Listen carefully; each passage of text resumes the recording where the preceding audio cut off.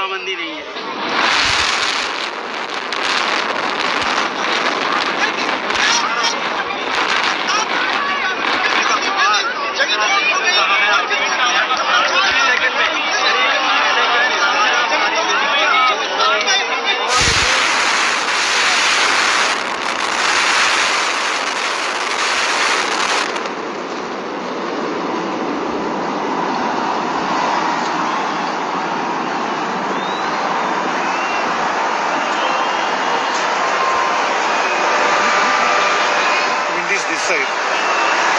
मिल्लत times की खबरें पढ़ने, सुनने और देखने के लिए गूगल प्ले स्टोर से ऐप डाउनलोड करें। यहां आप उंगली की क्लिक में पढ़ सकते हैं 4 ज़बानों में न्यूज़, उर्दू, हिंदी, अंग्रेजी, बंगला।